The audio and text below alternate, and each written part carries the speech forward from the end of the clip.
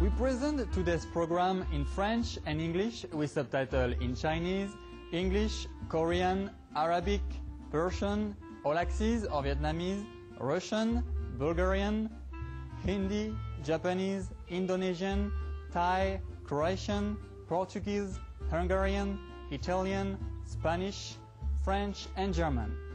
Connue pour sa déclaration des droits de l'homme et du citoyen, la France est un pays qui met en avant les principes de liberté, d'égalité et de fraternité. Le peuple français a bon cœur et est bien connu pour accueillir les immigrants venus chercher un foyer. La nation française a eu une influence positive sur de nombreux pays à travers sa législation et son excellence dans de nombreux domaines. Par exemple, dans le domaine de l'exploration, les Français ont été à l'avant-garde de l'aérospatiale avec les frères montgolfiers et leurs montgolfières qui a permis à l'homme de s'élever dans les airs. Aujourd'hui, les Français sont toujours à la pointe de la technologie, en particulier dans l'aérospatiale et les transports terrestres, avec entre autres le train à grande vitesse ou TGV, détenteur du record de vitesse.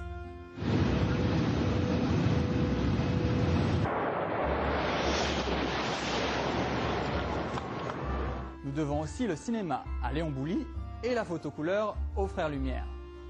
Toutes ces innovations ont permis à beaucoup de Français de traverser les frontières et d'apporter leur esprit de solidarité dans le monde entier via des organisations célèbres comme Médecins sans frontières et Emmaüs International. Au cours de sa tournée mondiale de conférences en 1993, le maître suprême CHINGHAI a gracieusement accepté de se rendre dans cet ancien pays de romance et d'histoire colorée pour partager sa sagesse et sa connaissance de la vérité. Nous vous invitons à écouter la discussion suivante entre le maître suprême CHINGHAI et les membres de notre association intitulée « L'histoire de la pierre philosophale » à Paris, en France, en octobre 2007.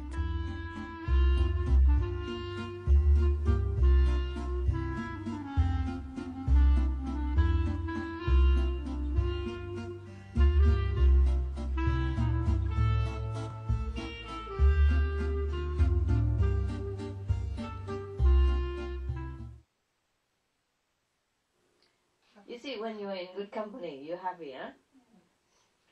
And everything like open, you know, even your stomach also open. Your mouth open, everything open bigger. And you seem to tolerate a lot of stuff. Yeah, you're happy, huh? Eat together or in company and you just feel good, huh? And you eat a lot and one affect the other. Sometimes you come by some people and you just want to eat a lot of stuff that you never even think of before. Not even in your dream you would eat it. Yeah? And some people come and you don't want to eat, and some people come and you eat a lot, and some people come and you start craving for something. You never know what it spells like in dictionary in your life. Yeah, yes, yes. I'm telling you, influence is something, huh? In this world it's like that.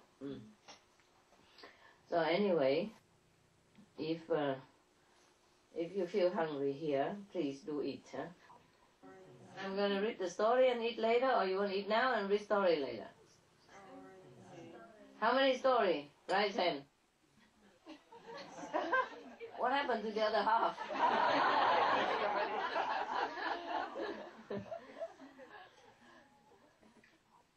Well, if you want to eat it, take the cake outside and eat, and we read the story inside.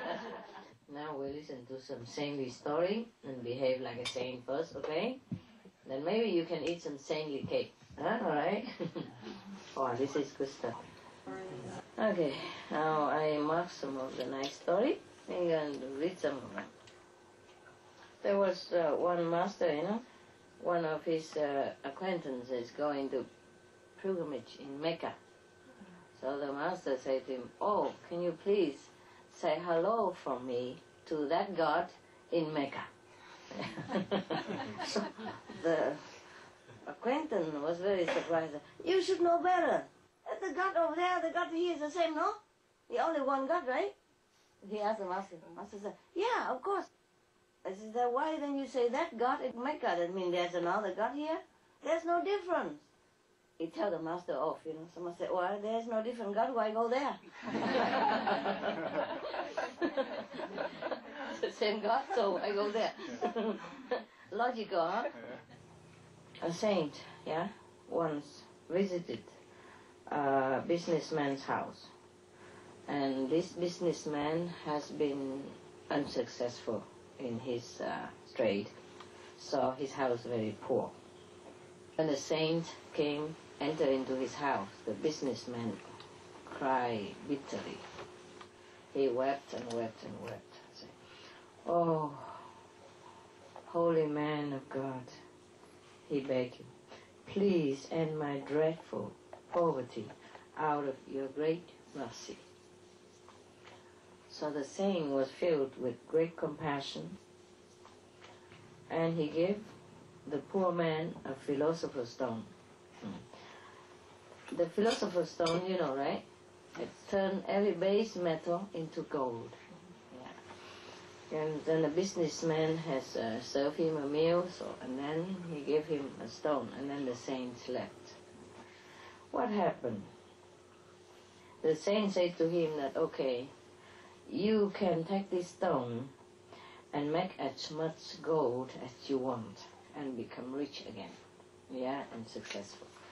But you have to do it within 3 months period of time.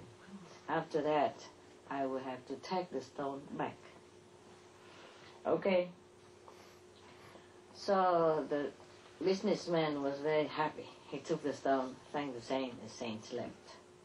And the first few weeks, he went to the market, tried to buy some iron, you know, some scrap metal. Yes, but the price to his liking is too high. So I said, I wait a little while. Surely the price will go down, because his experience is that sometimes it goes up, sometimes it goes down. So okay, he waited, put the stone back there, money back in pocket, go back home. A few weeks later, went to the market again, looking for scrap metal.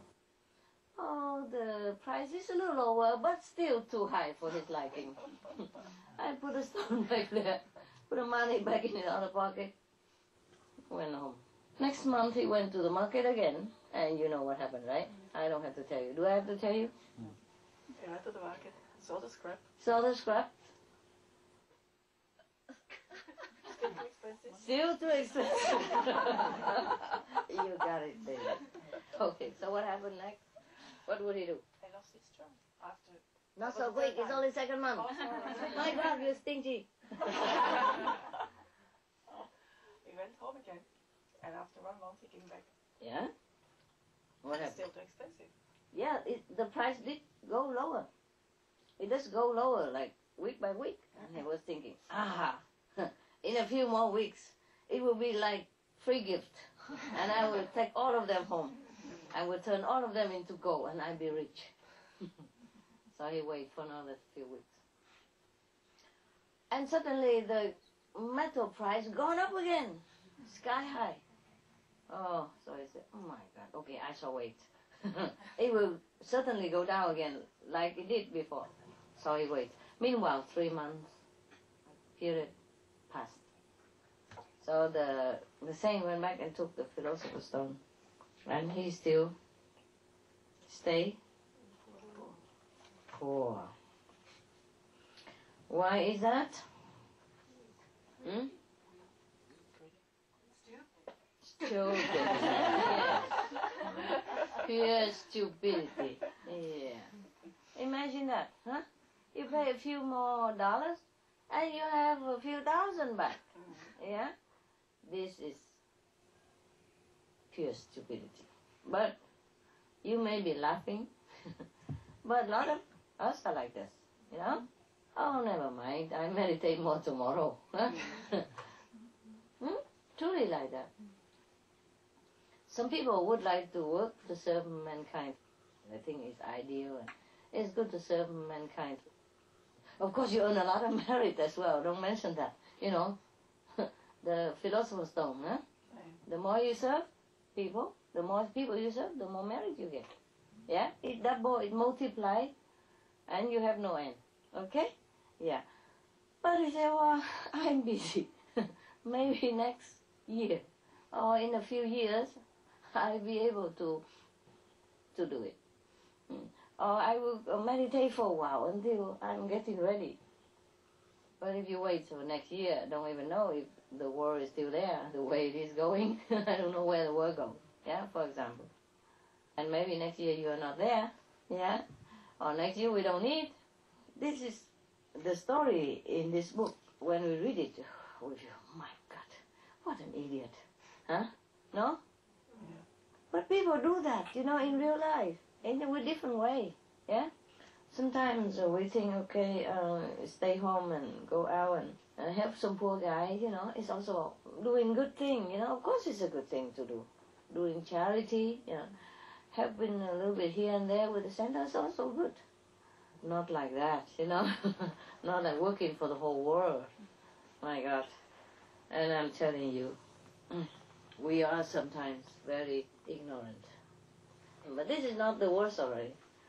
Oh, maybe next year, maybe the year after. I can't be vegetarian yet because, yeah? Who knows if next day you are still here in this world, yeah? Or I am still here. Or the Guanyin method even still available. Or the world is still available even. You know what I mean? Like what I just told you before, the journalist asked about Mars, yeah? That we used to be like us, physical planet. With water, plants, and everything, and now no more. Yeah? And the way the Earth going is, I'm telling you, history repeats itself. Yeah. Not every planet destroy and become only invisible beings who live there. Every planet has beings who live there, either visible or invisible. If it's invisible, we say, nobody lives there. You understand me? Yeah. If it's visible, maybe we say, alien! Anyway, there are some also peopled planets, yeah? Just not discovered yet. They're discovering a little bit of some glimpse of it. They're hoping, but there are uncountable planets, yeah? With people. Similar to us even. Some are similar to us, some are a little different. But every planet has been populated, yeah? Even the moon, the sun. And I told you, the moon is really populated with beings. One night, you know, and I have witnessed, you know, he lives in Costa Rica, and you can ask him. One night, when I first came back from America to Spain, you know, in that house, and it was the moonlight. When it's the moonlight, I like to watch or come out and watch it. And suddenly all the seagulls, you know, waken from their sleep and come out and flying around and singing and dancing all over the place. And the moon keeps smiling at me many hours long. Really, the face of a smiling person. Yeah.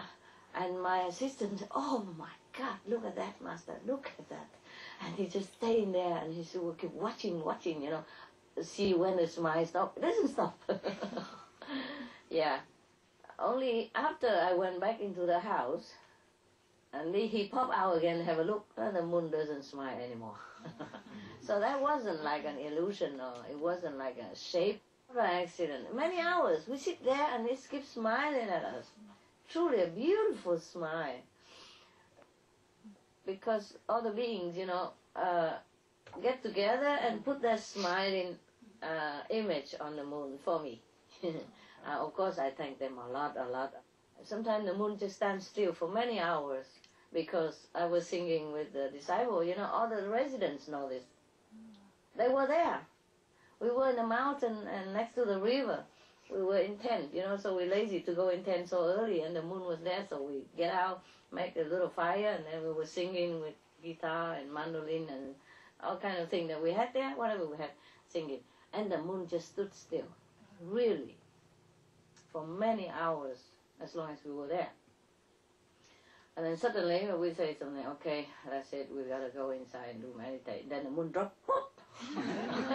Like it dropped, you know, like I take a candy, yeah, truly like that. I mean, you can ask any resident that is still there at that period. They're still there. They're still alive, you know, just like the moon was hanging like this, huh, for many hours right in front of us. Suddenly say, okay, man, that's time to go sleep. Go over the mountain, quick, like a flash second, gone. all that hours, they hang on top of the mountain. About this far, you know, like from the sky looking, about this far, hanging there. Many hours, and we were just seeing when, you know, keep singing and looking and see when he come down. Doesn't go down, keep staying there for long, long, long hours. The moon is really alive, I'm telling you. And if you love it, it will respond. I mean, you must have love inside, you know, truly love. I love the moon so much. That is so much for our scientific explanation about non-living planets, yeah? Every planet has living beings. But if you say living, mean physical body, then not every planet has that, yeah? But they are populated with beings every time, everywhere. There's so many things to discover in the universe. You know, it's very interesting research. Only if you're interested, nah? Otherwise, of course, you only know this planet and you want to hoard as much money as possible, and then maybe you just die one day and leave everything behind. Or you leave nothing behind, just dead. Who knows? Then you have to come back and pay also. It happens. A lot of things happen. Life is uncertain, huh? We all know that. But most people just give this precious time, 3 months notice, just to pursue things that is not really necessary at all for our soul. And we won't be able to take it with us wherever we go later. It's a pity, no? Yeah? So I'm happy for you that at least you save some times, however difficult, you come here and sit, meditate. Yeah? Your action is already good enough. Yeah. At least you try. You try, huh? And haven't noticed that. Now, everything you do is accounted. Eh? So we have to make sure what we do is good. Yeah? And okay. According to heaven's plan.